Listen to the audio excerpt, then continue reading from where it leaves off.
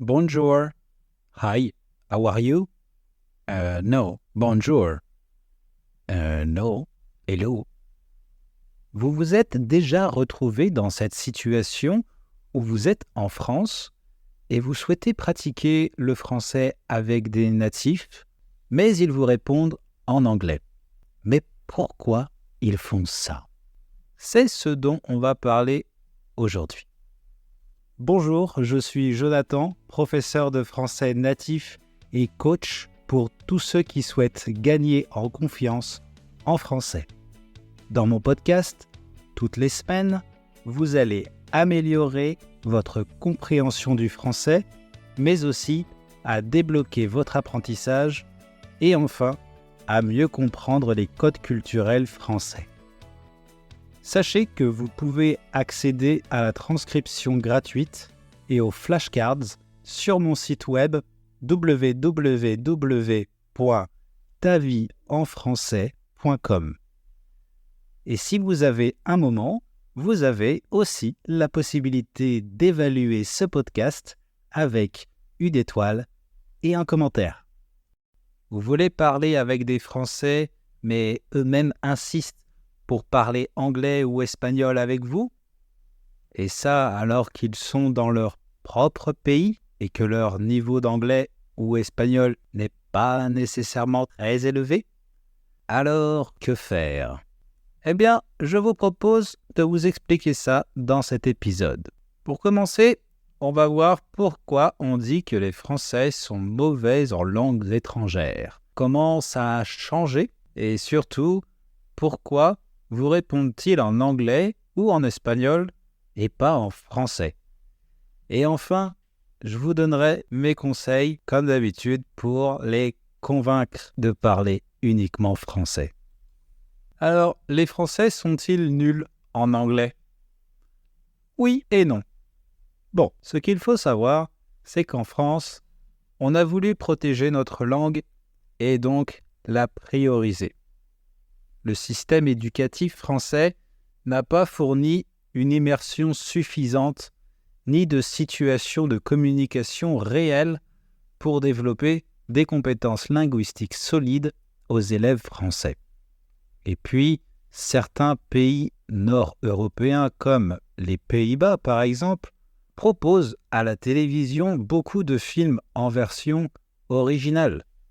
Ce n'est pas le cas en France, où tous les films sont doublés, c'est-à-dire que les voix des acteurs sont en français uniquement. Nous n'avons pas développé une écoute constante de l'anglais dès le plus jeune âge. En fait, on a beaucoup protégé notre langue pour ensuite la vendre internationalement. C'est donc aujourd'hui une langue internationalement connue, puisque 267 millions de personnes la parlent.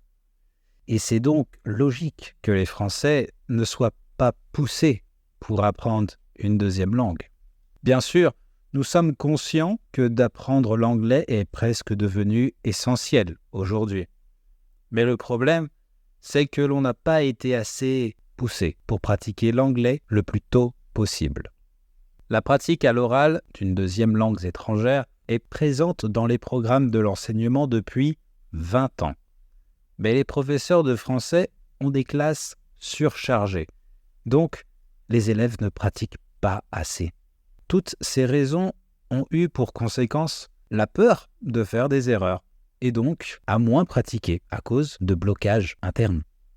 Cependant, la mondialisation, les programmes Erasmus depuis 25 ans maintenant, ont permis à des étudiants ou des professionnels de s'immerger dans un pays pendant un certain temps. Tout le monde n'avait pas accès à ces programmes avant, mais c'est une grande avancée. Aujourd'hui, il y a une forte pression sur les jeunes pour qu'ils apprennent les langues étrangères. Alors, même si tous les Français ne parlent pas parfaitement de langues étrangères comme l'anglais ou l'espagnol, vous en aurez peut-être croisé certains qui insistent pour parler dans une autre langue avec vous. Alors, pourquoi parlent-ils anglais alors qu'ils sont dans leur pays? Eh bien, ça va dépendre de chacun, mais je vous ai noté plusieurs raisons. Il y a ceux qui le font par empathie et d'autres de manière plus individualiste. D'abord, parlons de ceux qui se mettent à la place des autres. Certains Français peuvent avoir tendance à parler anglais ou espagnol avec vous, car ils estiment que cela va vous aider à vous sentir plus à l'aise, à vous mettre en confiance quand ils notent que vous avez un accent. Ils se disent peut-être, si vous avez des difficultés à vous exprimer en français et qu'ils sentent que vous parlez mieux anglais, alors pourquoi ne pas parler anglais? Et surtout, ils se disent aussi, j'ai commencé à parler anglais et elle ne me demande toujours pas de changer au français. Alors, j'en conclus qu'elle préfère l'anglais. Il y a eu d'autres raisons. Par exemple, quand ils notent votre accent et qu'ils sentent qu'il est possible qu'ils ne comprennent pas certains mots. Ils vont préférer changer car sinon ils peuvent se sentir obligés de vous corriger. Et ce qui se passe dans ces cas, c'est que la plupart des gens ne corrigent pas. Tout simplement parce qu'ils estiment que ce n'est pas leur responsabilité, sauf s'ils sont professeurs, évidemment. Et puis, il y a ceux qu'on va considérer de plus individualistes, on va dire. Ils peuvent compenser leur manque de pratique à l'école. Pour eux, c'est l'opportunité parfaite pour essayer de vaincre leur peur et améliorer son expression orale. Et ce, sans avoir besoin de voyager. Et encore mieux, s'ils ont des objectifs qu'ils leur demandent un haut niveau d'anglais ou d'espagnol, par exemple. Aussi, en montrant qu'ils savent parler dans une autre langue, ils peuvent avoir envie, d'une certaine manière, de redorer la réputation des Français auprès des étrangers. Et ça, c'est très français d'avoir cette nécessité de montrer un haut niveau d'intellectualité. D'ailleurs, c'est une chose qui peut être perçue d'arrogante, un peu. Tout ça vient d'une bonne intention. Le problème qui se pose, c'est que c'est très facile de mal interpréter. Quand vous avez une conversation avec un Français natif et qu'il passe du français à une autre langue, vous allez certainement penser « Mon accent est si mauvais » ou bien « En fait, il ne comprend rien à ce que je dis » ou bien « Bon, quel moment je pourrais parler français ?» Ou alors « Dois-je vraiment rester dans ce pays ?» Et ils ne sont pas conscients des conséquences négatives que cela entraîne. Par conséquent, il faut savoir leur faire comprendre que cela ne vous est pas utile. Alors, quels sont les conseils pour les convaincre de parler français? Si votre but est d'améliorer votre français et de vous intégrer de la meilleure manière à la culture française, il est essentiel d'essayer de communiquer avec des natifs venant de France. Sinon, le processus d'apprentissage sera plus long. Donc la première chose à faire est de noter toutes les réponses qui répondent à la question « Pourquoi je veux parler français ?» Vous allez commencer à lister vos objectifs et vos motivations. S'ils ne sont pas définis, alors ne tardez pas à le faire car ce seront vos arguments pour convaincre. Si vous ne savez pas comment faire, écoutez l'épisode 14 de mon podcast. Ça va être super important, surtout si vous vivez ou que vous comptez vivre dans un pays francophone avec une personne qui parle français. Il me semble légitime de trouver un accord entre vous, et un accord qui soit équilibré, non? Donc, c'est bien d'avoir en tête votre objectif, mais ne vous focalisez pas uniquement sur ça. Il est tout autant essentiel de comprendre en quoi c'est important pour l'autre personne de parler une autre langue. Oui, je vous invite à essayer de vous mettre à sa place. Aussi, parler de ce que vous ressentez et de lui expliquer, ça va provoquer de l'empathie. Et c'est en général à ce moment-là que vous pouvez le faire réfléchir. Et enfin, proposer un compromis.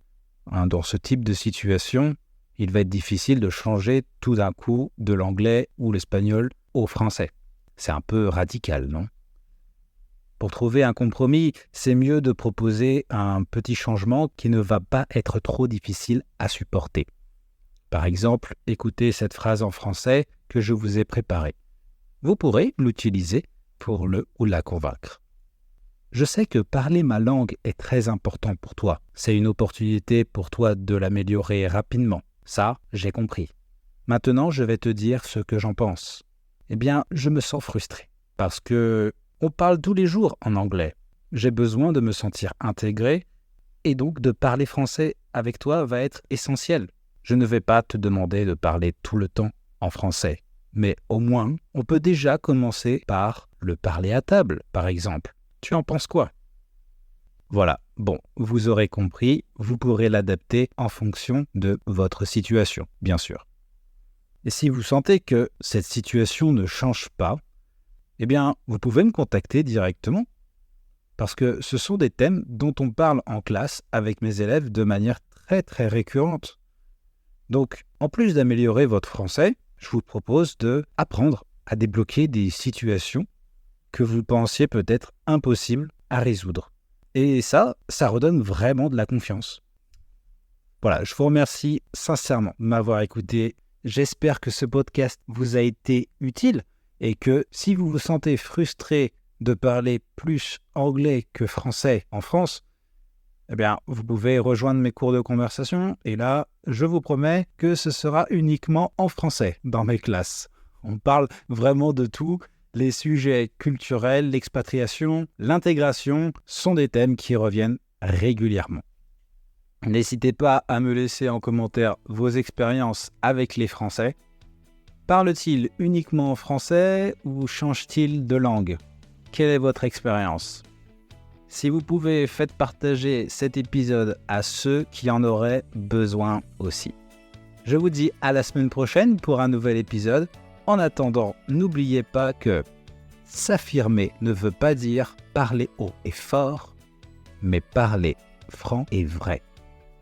Excellente semaine les amis. Ciao.